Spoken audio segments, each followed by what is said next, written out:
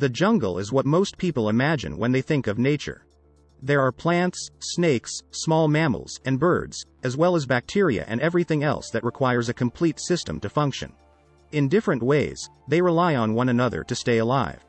They rely on each other. That is what makes an ecosystem work. So, what would you envision if you heard the term financial ecosystem? Similarly, it is made up of a variety of people and things that allow us to buy and sell items, use the money to save and invest, and do a variety of other things involving money.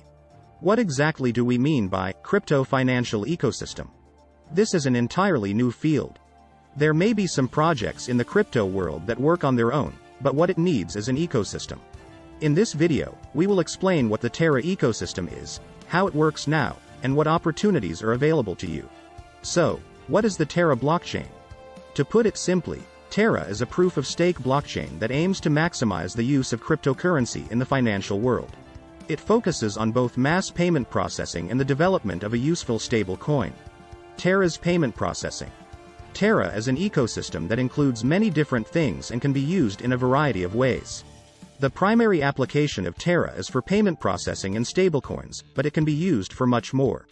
To begin, I'll go over how payments work. Then we'll talk about the algorithmic stablecoin, which is an interesting concept.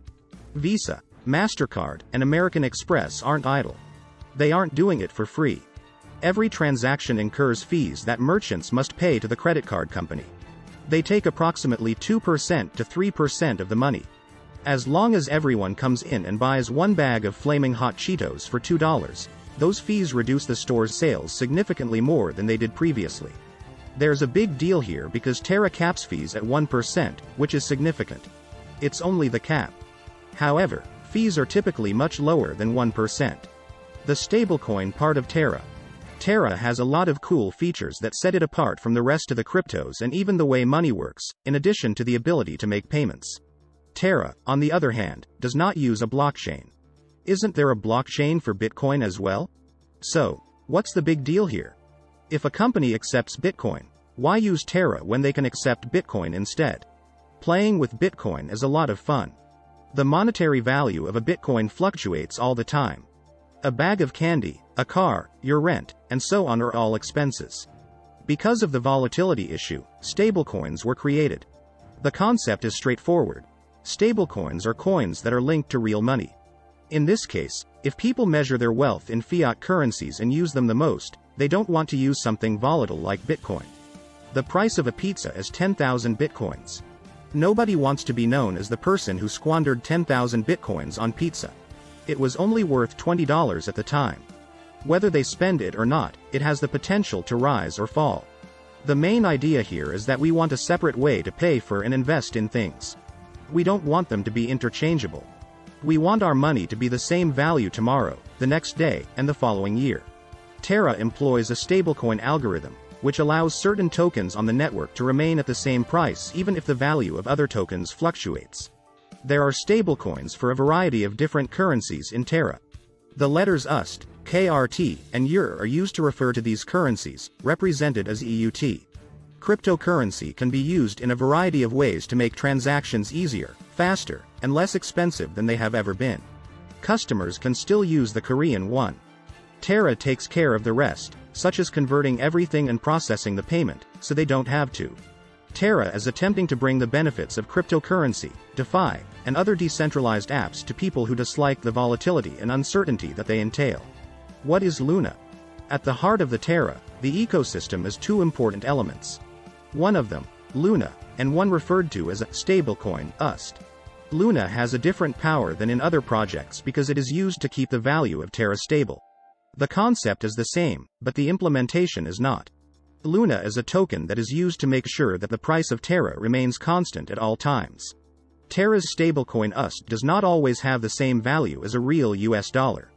Terra employs Luna to persuade people to do things like burn their UST or make more of it to change its value. People always reduce the cost of goods by producing more of them. If Terra costs more than $1, the solution is simple. You can always make more of something to reduce the price. That's exactly what they do. These Terra tokens are given to people who are interested in the game, such as children. Some people sell their Luna tokens for pennies on the dollar, but it's still a big deal to them. If Terra is less than $1, you can exchange your Terra coins for Luna coins and make a small profit. This is a wise decision. This means that we can reduce the amount of money in circulation, causing prices to rise. Because you're wondering the same thing I was. Where does all this eternal money come from? What a fascinating question. The profit is derived from the money that enters the ecosystem. Some of the profits from UST will go to those who print it, ensuring that the price remains stable. The price of Luna will fall, however, as people begin to withdraw their money from the ecosystem. People who own Luna lose value because they do not have value. Then there's the question, why would you keep Luna? When you hold Luna, you are doing two things.